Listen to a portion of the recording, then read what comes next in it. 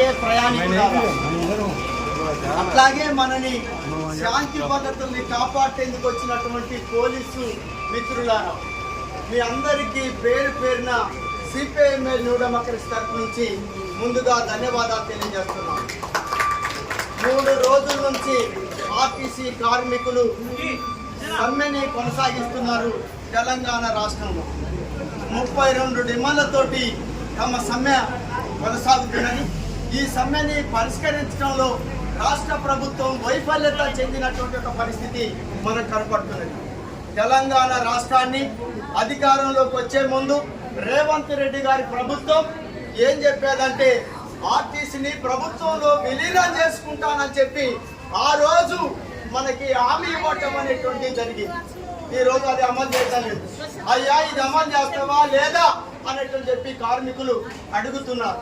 నువ్వు చెప్పినటువంటి వాగ్దానాన్ని తిరిగి ఈ ఆర్టీసీలో పనిచేస్తున్నటువంటి వాళ్ళందరినీ ప్రభుత్వ ఉద్యోగులుగా గుర్తించాలి అని చెప్పి వాళ్ళు అడుగుతున్నారు. వాళ్ళ వేతనాలు పెంచమనేటువంటి చెప్పి అడుగుతున్నారు. అంతే తప్ప ఈ ముఖ్యమంత్రి పదవో మంత్రుల పదవిలో వీళ్ళు అడగటం లేదు. ఇవన్నీ కూడా న్యాయబద్ధమైనటువంటి ఒక డిమాండ్స్.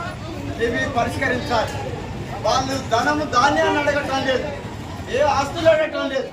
కాబట్టి వాళ్ళ సమస్యల్ని ఈ ప్రభుత్వం పరిష్కరించడంలో వైఫల్యత చెందింది. అట్లాగే ప్రభుత్వం కొన్ని కోట్ల రూపాయలు బకాయి పడి ఉన్నది ఈ ఆర్టీసీకి. అయ్యా ఇవి ఇస్తావా లేదనేటువంటి చెప్పి అడుగుతున్నారు. అవి చెల్లించడం చేతగాక ఈ సమ్మెని విచ్ఛిన్నం చేయటానికి వీళ్ళ పైకి పోలీసుల్ని ఉసుకొల్పారు. అట్లాగే బస్సులు తిరుగుతున్నాయి. వీళ్ళు సమ్మె చేస్తుంటే ప్రైవేటు వ్యక్తుల్ని చట్టవిరుద్ధంగా అప్రజాస్వామికంగా వేరే వ్యక్తుల్ని తీసుకొచ్చి బస్సుల్ని నడిపించటానికి ప్రయత్నం చేస్తున్నారు. అంటే వీళ్ళ కడుపులు కొట్టేందుకు ప్రయత్నం చేస్తున్నారు.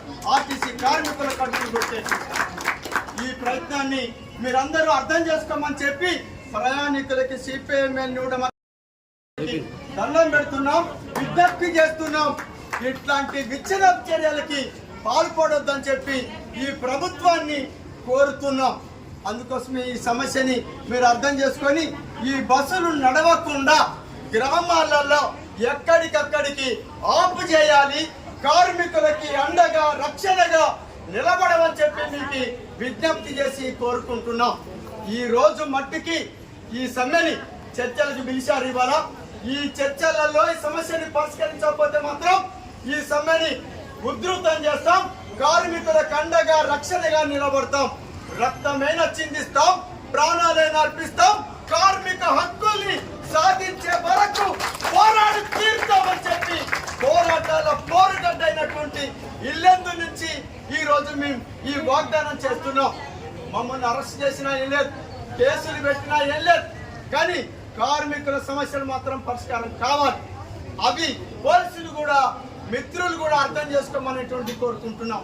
నసా కింద మిసా కింద నిన్ను జైల్లో పెడితే నీకు నాకు తేడా లేదు పోలీస్ అన్న. అందుకోసమే మీకు మాకు తేడా లేదు, మనందరం కలిసి పోరాడాలి. మిమ్మల్ని కూడా జైల్లో పెట్టారు ఈ ప్రభుత్వం, ఈ రాజ్యాలు.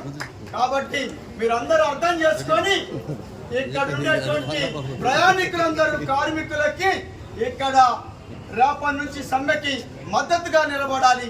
అన్ని గ్రామాల వారీగా సిపిఐఎంఎల్ న్యూ డెమోక్రసీ ఆధ్వర్యంలో గ్రామాన నిరసన కార్యక్రమాలు చేపట్టవలసిందిగా ఈ రోజు నుంచి పిలుపునిస్తున్నాం. రేపటి సమ్మె కార్యక్రమాన్ని ఉధృతం చేయమని కోరుతున్నాం. ఈ రోజు కొత్తగూడెంలో రాజకీయ పార్టీలన్నిటితోటి ఐక్య కార్యాచరణ ప్రోగ్రాం చర్చించబడుతుంది. కాబట్టి ఈ రోజు మట్టికి ఇక్కడ బస్సులు అడ్డుకునేటువంటి కార్యక్రమాన్ని సిఐ గారి విజ్ఞప్తి మేరకి ఆగటం అనేటువంటిది జరుగుతున్నది. రేపటి నుంచి మాత్రం ఇది కొనసాగుతున్నటువంటి విషయాన్ని తెలియజేస్తూ నేను ముగిస్తున్నాను.